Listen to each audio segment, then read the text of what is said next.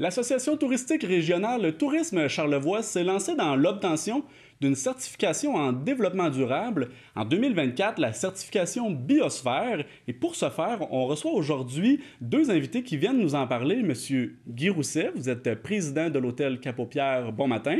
Bon matin. Monsieur Johan Combe, vous êtes gestionnaire à la CEPAC et vous avez travaillé comme maître d'hôtel au Parc de la Chute Montmorency à Québec. Bon matin. Bonjour, bon matin. Je vais commencer avec vous, Monsieur Combe. Mais tout d'abord, question très simple. Qu'est-ce que la certification Biosphère? Qu'est-ce que ça veut dire, une certification en développement durable? Ça fait quelques années que les industries touristiques se questionnent par rapport à l'impact du tourisme en général sur l'environnement, sur les communautés.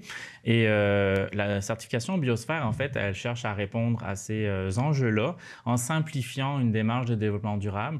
C'est souvent une question difficile pour les entreprises qui manquent de moyens, de ressources, d'avoir l'outil préférentiel pour commencer une telle démarche. Et c'est dans cet esprit-là que la certification Biosphère a été élaborée. Est-ce que c'est une certification qui est récente? On parle d'une certification qui date des années 2000, 1990? En fait, la première grande convention, elle s'est établie en 1995. On a commencé à parler de tourisme durable dans ces années-là. Et l'outil en tant que tel, certification Biosphère, il a commencé à être élaboré juste après, en 1997.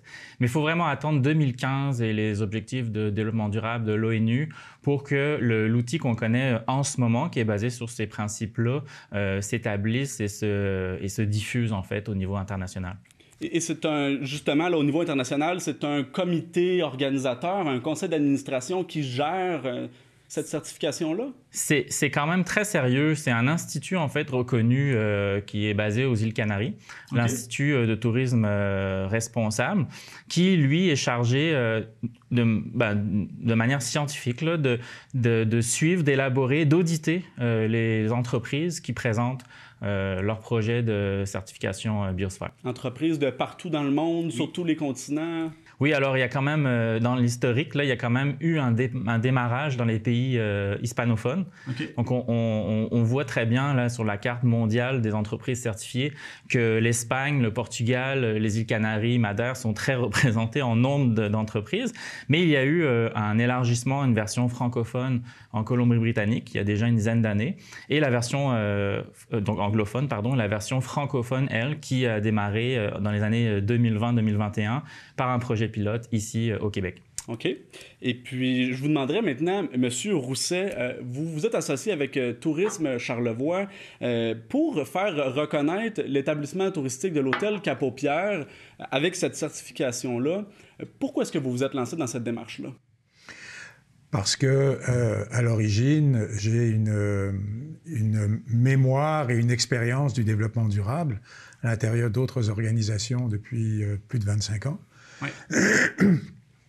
Et l'hôtel Cap-aux-Pierres est dans un écosystème très particulier qui est l'île aux Coudres, qui est une île protégée à bien des égards.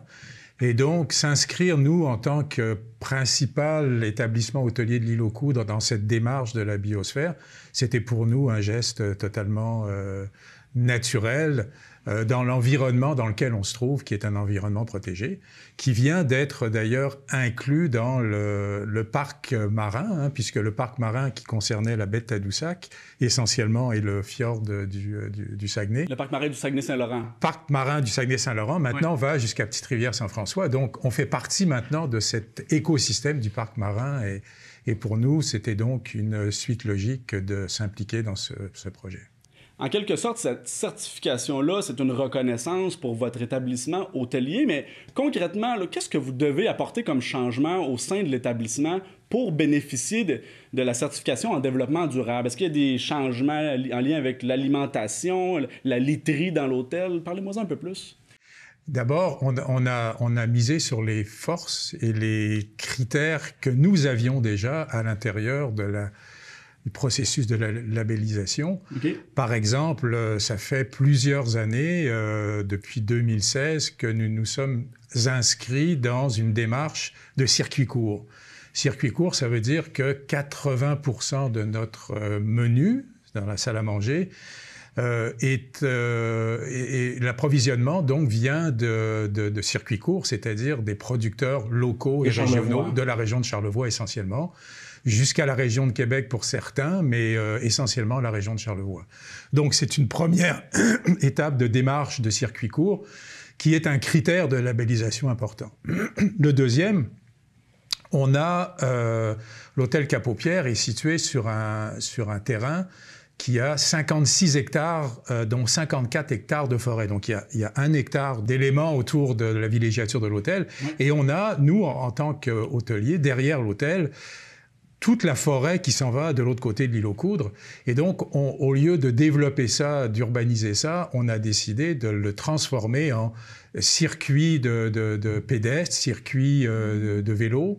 Et on a 3 lacs à l'intérieur de ce circuit-là. Donc, on développe notre forêt comme un élément de développement durable qui est attaché à l'hôtel. Donc, voilà 2 exemples. Le troisième, et je vais finir là-dessus, on est autonome dans la production de notre eau. C'est-à-dire qu'on a 3 lacs. Okay. On ne dépend pas de la municipalité. Et donc, on a un système de filtration nous-mêmes de notre propre eau. Donc, l'eau qui arrive sur les robinets, dans les robinets des chambres d'hôtel, c'est une eau qui vient de nos lacs, avec un système de filtration qui est suivi par le ministère de l'Environnement, pour lequel on envoie des tests toutes les semaines, etc., etc.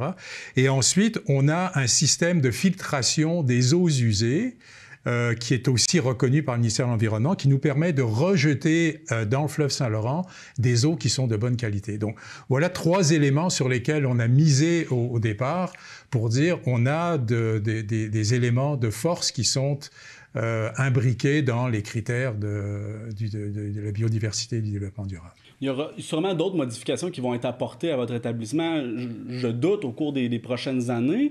À cet égard, vous êtes accompagné par Tourisme Charlevoix. C'est embryonnaire, vous me disiez un peu plus tôt, ça a commencé en 2024. Qu'est-ce que fait Tourisme Charlevoix dans ça? Qu'est-ce que vous faites de votre côté?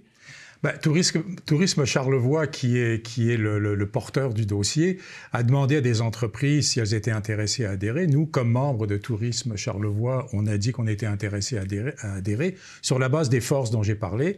Et évidemment, avec Tourisme Charlevoix, on va analyser l'ensemble des critères, regarder, on a des forces, mais on a probablement et même certainement des faiblesses. Peut-être vous parliez du nettoyage des draps, nettoyage des... donc, on a déjà banni sur nos terrains, dans les parterres, tout ce qui est utilisation de pesticides. Okay. Mais par contre, on utilise des savons de nettoyage dans notre buanderie qui probablement mériteraient qu'on traite de façon différente. Écoutez, voilà, ce sont des éléments sur lesquels on va travailler. Et on veut aussi dans cette démarche, aller vers cette espèce de mantra qui est comment concilier développement touristique et préservation de la biodiversité des écosystèmes. En d'autres termes, un client qui va arriver dans l'hôtel, on veut l'initier dans une démarche où il n'est pas seulement un client, mais il devient acteur de ce développement durable. Oui. Voilà, donc on va travailler avec Tourisme Charlevoix pour développer ces aspects qui nous permettrait d'avoir les critères pour devenir labellisé biodiversité. Oui, je voudrais rebondir sur ce que mon collègue dit. C'est super important. C'est ce qui distingue la certification Biosphère, peut-être d'autres certifications. C'est que comme elle est basée sur les 17 objectifs de développement durable de l'ONU, le programme Horizon 2030, ça permet d'avoir une démarche qui est très inclusive sur l'ensemble des facteurs de durabilité d'un établissement touristique. Alors évidemment, on ne demande pas aux établissements touristiques, en fonction de leur taille, de faire des efforts sur l'intégralité des 169 cibles, c'est quand même beaucoup, mais on demande quand même que chaque établissement réfléchisse à son impact sur l'ensemble des 17. Donc, on peut faire une activité validée sur un objectif et c'est reconnu par la certification. Puis, je voulais dire qu'on est tous, en tant qu'établissement touristique, confrontés à plusieurs réalités opérationnelles qui parfois nous semble un peu lourde pour nous engager, mais ce que j'aimerais dire à mes collègues, c'est que le plus dur finalement, c'est de démarrer. On se rend compte qu'une grande partie de nos pratiques au Québec sont des pratiques qui sont tout à fait louables, qui s'inscrivent parfaitement dans la démarche. Puis ça permet aussi d'établir une démarche positive. C'est plus facile d'entraîner notre personnel, de collaborer avec nos partenaires aussi de la région, parce que c'est très important dans la démarche de Biosphère d'avoir ces collaborations-là. Puis enfin, sensibiliser les clients, parce que les clients, ils veulent choisir des établissements touristiques qui font une différence de plus en plus. Et Biosphère donne la possibilité à tous les établissements qui sont certifiés d'avoir une page publique sur Internet où pas le détail évidemment de nos actions, mais un bon résumé des actions générales que chaque établissement certifié fait, on le retrouve sur le profil public de l'établissement. Donc, ce que vous me dites, là, c'est qu'aujourd'hui, c'est à l'inverse de ce que certains critiques pourraient dire, c'est pas juste une reconnaissance marketing pour lever le drapeau et dire, voici, nous, on se pente de développement durable, mais il n'y a pas vraiment d'action concrète lorsqu'on étudie la question sous la loupe qui sont prises, là. C'est appliqué. Oh, effectivement, la reconnaissance marketing, elle va être le résultat d'efforts qui vont avoir été consentis pour se conformer aux différentes... les 160, c'est ça? 169 les cibles. 169 cibles qui sont comprises à l'intérieur des 17 priorités des Nations Unies, dans lesquelles on retrouve l'eau, l'énergie, gestion des matières résiduelles, le développement durable, la préservation des écosystèmes marins, des écosystèmes terrestres. Ouais. Voilà, donc on s'inscrit dans ces 17 objectifs. Il y en a pour lesquels au Québec on n'a pas d'enjeu. Par exemple, la faim, régler le problème de la faim, régler les problèmes. Voilà, donc.